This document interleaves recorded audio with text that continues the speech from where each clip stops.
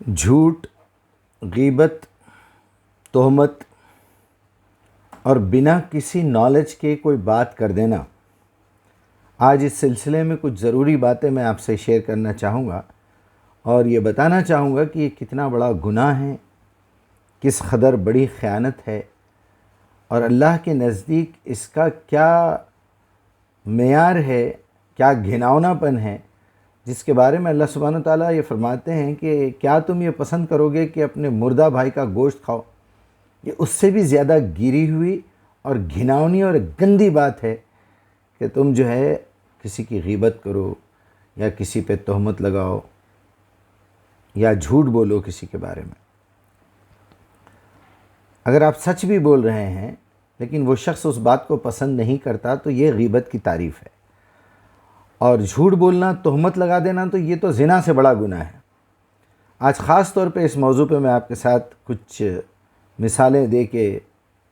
آپ کو سمجھانے کی کوشش کروں گا، کیونکہ یہ غلطی رات دن، صبح شام، گھر بیٹھے بیٹھے شوہر بیوی کے ساتھ، بیوی شوہر کے ساتھ، بچے ماں باپ کے ساتھ، ماں باپ بچوں کے ساتھ، دوست احباب کے ساتھ، خاندان میں، ملنے والوں میں، دکاندار میں،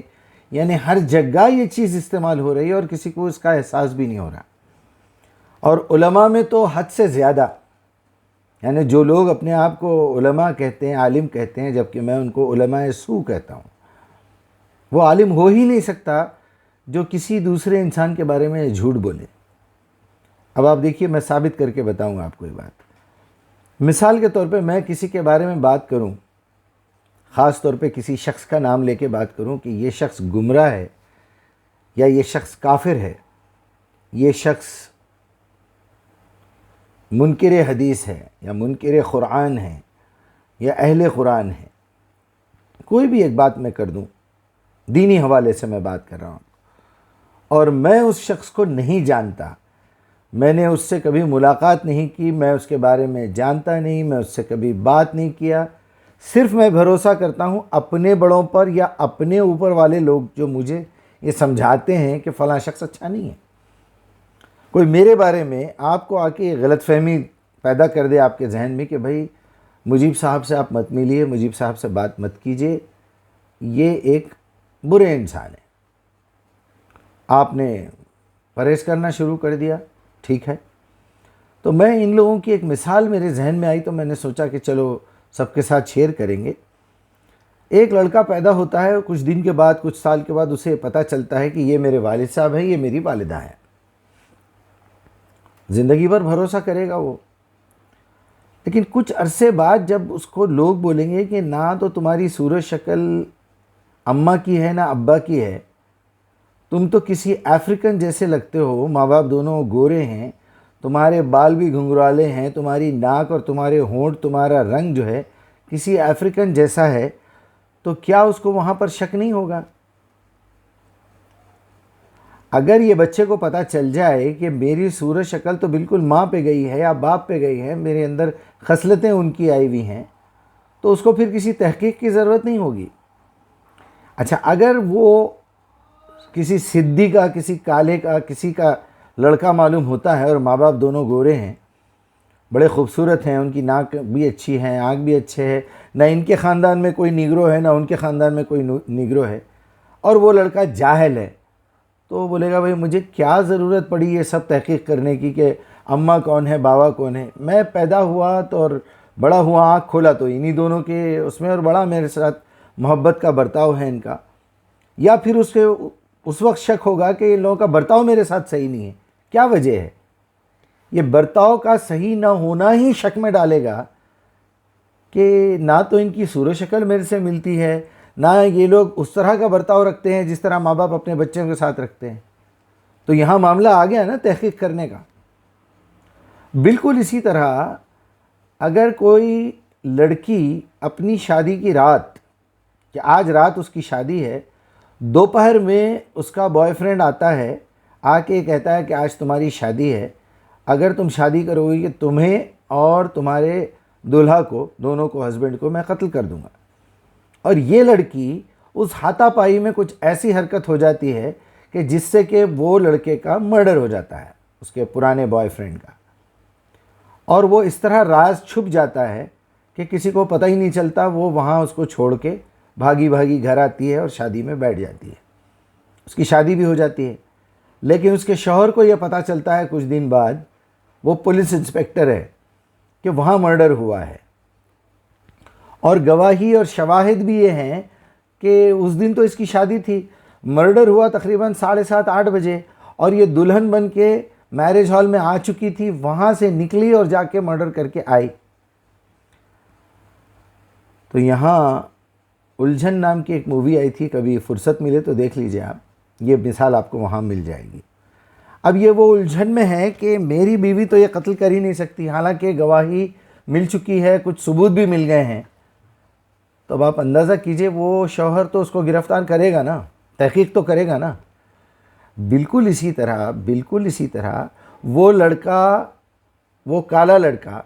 جو گورے ماں باپ سے پیدا ہوا ہے، وہ جب بڑا ہوگا، ڈاکٹر بنے گا، تو وہ اپنی ماں کا بھی ڈی این اے کرے گا، اپنے باپ کا بھی ڈی این اے کرے گا، اپنا بھی ڈی این اے کر کے دیکھے گا کہ میں ان کی اولاد ہوں یا نہیں ہوں۔ اب آپ اندازہ لگائیے یہاں رشتے کیسے بڑے بڑے ہیں، ایک طرف باپ ہے، ایک طرف ماں ہے، ایک طرف خود انسان کی اپنی شخصیت ہے، اور اس کو یہ پتہ ہے کہ اس کا رزلٹ آنے کے بعد میرا اپنا کیا حال ہونے والا ہے، میرے خیالات کہاں جانے والے ہیں، میں کیا سوچوں میری ماں کے بارے میں، میں کیا سوچوں میرے باپ کے بارے میں، میرا اصلی باپ کون ہے۔ وہ ڈاکٹر کیا یہ معلوم کرنے کی کوشش نہیں کرے گا، کیونکہ شواہد اور گواہیاں اور کچھ ثبوت ایسے مل گئے ہیں۔ ہاں، اگر اس کو یہ پتہ چل جائے میری شکل بالکل میرے والد جیسی ہے، میری خصلتیں میری ماں جیسی ہیں، ان لوگوں کی محبت میرے ساتھ ہے، اگر اتنی سملیرٹیز نہ بھی ہوں، صورت شکل نہ بھی ملتی ہو، خصلتیں نہ بھی ہوں، صرف ان کا رویہ اچھا ہو، تو زندگی بھر پتہ نہیں چلتا کہ میں ان کی اولاد ہوں یا نہیں ہوں، یا مجھے ان لوگوں نے گود لیا ہوا ہے۔ زندگی بھر اس پہ بھی کئی فلمیں بن چکی ہیں۔ میں یہاں جس بات کی طرف آپ کو لانا چاہتا ہوں وہ ان باتوں سے ہزاروں لاکھوں کروڑوں درجے جو ہے خطرناک اور بڑی ہیں۔ یہاں ہمارے سامنے نبی صلی اللہ علیہ وسلم کے بارے میں ایسی ایسی بکواس سامنے آ رہی ہے، ایسی ایسی جھوٹی روایات سامنے آ رہی ہیں، جس بارے میں ہم کو یہ بولنے پہ ہم مجبور ہو جا رہے ہیں۔ اگر آپ جاہل ہیں، اگر آپ ڈاکٹر نہیں بن سکتے، آپ پولیس انسپکٹر نہیں بن سکتے، آپ کو تحقیق کرنا نہیں آتا، تو خاموشی سے اندھے بن کے کسی اور کے سہارے پہ چلتے رہیے، اس سے کوئی منع نہیں کر رہا۔ لیکن آپ کو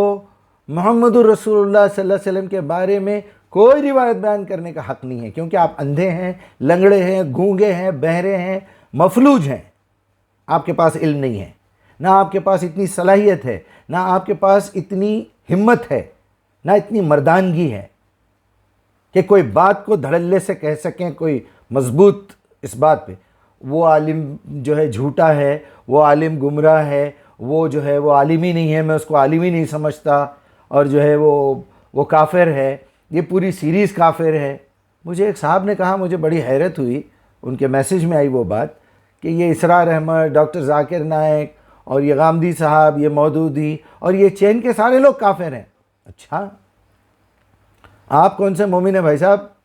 کون سے مسلمان ہیں؟ آپ کو لکھنا پڑھنا بھی آتا ہے مومن اور مسلمان کا مطلب؟ یا پھر آپ اپنے مولویوں کے غلام ہیں؟ یعنی آپ کو ایک شخص نے بتا دیا کہ یہ شخص سے بات مت کرو، یہ شخص گمراہ ہے، آپ مان لیے۔ آپ کے پاس نہ وہ پرٹیکولر شخص کے بارے میں کوئی نالج ہے، نہ آپ کبھی اس سے ملے، نہ کبھی اس سے بات کرے، نہ اس کی لکھی ہوئی کوئی کتاب پڑھے، نہ اس کا بیان جو یوٹیوب پہ ہے اس پہ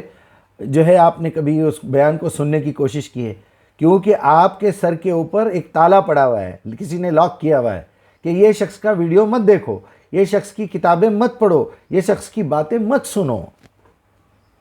اور آپ نے قفل ڈال لیا۔ یہی حال ہو رہا ہے فرقوں کا،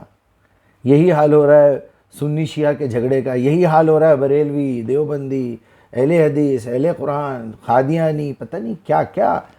صرف اس کی بنیاد یہی ہے کہ یہ جتنے نالائق لوگ ہیں، یہ جتنے نالائق لوگ ہیں جن کے پاس علم کا بالکل الف بھی نہیں ہے، عین بھی نہیں ہے، لام بھی نہیں ہے، کچھ بھی نہیں ہے، الف باتا نہیں معلوم ان لوگوں کو، یہ صرف اپنے مولویوں کے غلام ہیں، ان کی اپنی کوئی وقت نہیں ہے، ان کی اپنی کوئی حیثیت نہیں ہے، ان کے پاس نہ تو ہمت ہے، نہ شجاعت ہے، نہ مردانگی ہے، صرف بولنا آتا۔ اور یہ بھی ثابت ہو گیا کہ یہ لوگ قرآن سے بھی جاہل ہیں، ورنہ اللہ تعالیٰ نے تو کھلے عام بیان کر دیا، یا ایھا الذین آمنوا لما تقولون ما لا تفعلون۔ تو ہم کو خود بھی یہ سوچنا چاہیے، یہاں اللہ تعالیٰ مومنوں کے بارے میں بات کر رہا ہے، جو اللہ پہ، اللہ کے رسول پہ، قیامت کے دن پر، کتابوں پہ ایمان لا کے قرآن سیکھ رہا ہے، یا قرآن کو سمجھ کے ایمان لا کے پھر سے قرآن پڑھ رہا ہے، اب عمل کرنے کی نیت ہے اس کی۔ تو تم وہ باتیں کیوں کہتے ہو جو خود عمل نہیں کرتے؟ پھر بنی اسرائیل میں کہہ رہا ہے لا تقف ما لیس لک بہ علم ان السمع والبصر والفؤاد کل اولئک کان عنہ مسئولا۔ تمہارا سننا، تمہارا دیکھنا، تمہارے ارمان، دل کے ارادے، تمہارے عقیدے، سب کے بارے میں تم سے سوال ہوگا۔ کیا کریں گے اس دن آپ؟ کسی شخص کے بارے میں ایسی اڑا رہے ہیں جھوٹی باتیں، کیا کریں گے؟ میں اسپیشلی مولویوں سے مخاطب ہوں اور ان مولویوں کے چمچوں سے مخاطب ہوں۔ تم زندگی بھر لوگوں کو گمراہ کرتے رہے، فلاں کافر ہے، فلاں گمراہ ہے۔ گمراہ تو تم ہو، تمہاری اپنی کوئی حیثیت ہی نہیں ہے، تم کو نہ قرآن معلوم، نہ حدیث معلوم، نہ سنت معلوم، اپنا ایک نام بٹا لگا کے حلیہ بنا کے پھر رہے ہیں آپ لوگ۔ تو ذرا سنبھل جائیے، آپ کو مرنا ہے، آپ کو اللہ کے سامنے حاضر ہونا ہے، اور آپ کو یہ بتانا ہے کہ میں نے اس شخص کے بارے میں یہ کہا تھا اور میرے پاس اس کا کوئی علم نہیں تھا، میں نے اپنے بڑوں سے سنا، کتابیں نکال کے لائن مار لیے، نیچے ایک باکس بنا لیے، مودودی صاحب نے یہ لکھا، اسرار احمد صاحب نے یہ بولا، غامدی صاحب نے یہ بولا، محمد علی انجینئر نے یہ بولا، اسرار احمد نے یہ بولا، ڈاکٹر ذاکر نائک نے یہ بولا۔ یہ بہت ہی گھٹیا اور بہت ہی ذلیل حرکت ہے، آپ ان کے بارے میں کچھ نہیں جانتے۔ آؤ کر کے بتاؤ ایسا کوئی کام، اور بتاؤ کتنے آدمی تمہارے ہاتھ پہ مسلمان ہوئے، اور بتاؤ تم نے کیا دنیا میں کوئی پازیٹیو کام کیا ہے، کیا بتائیے کہ قرآن کے بارے میں آپ کی کیا نالج ہے۔ زندگی بھر لوگوں کے پیچھے، لوگوں کی لکیر کے فقیر بن کے دم کے پیچھے پھرتے رہے، دم پکڑ کے خطوات الشیطان پہ چلتے رہے، وہ بھی تمہارا استاد بھی ابلیس، تمہارا مولوی بھی ابلیس، تم بھی ابلیس کے چیلے۔ تو یہ اس طرح کی ذلیل حرکتیں کر کے اپنی شخصیت، اپنے انسان ہونے پہ دھبا مت لگائیے۔ آپ اللہ کے ساتھ، اللہ کے رسول کے ساتھ، قرآن کے ساتھ گستاخی مت کیجیے۔ آپ اپنی زندگی میں کتنے ذلیل ہیں، کتنے بزدل ہیں، کتنے لنگڑے، لولے، اندھے، بہرے، مفلوج ہیں، اپنے گھر میں رہیے، کسی کے بارے میں بات کرنے کی آپ کو اجازت نہیں ہے،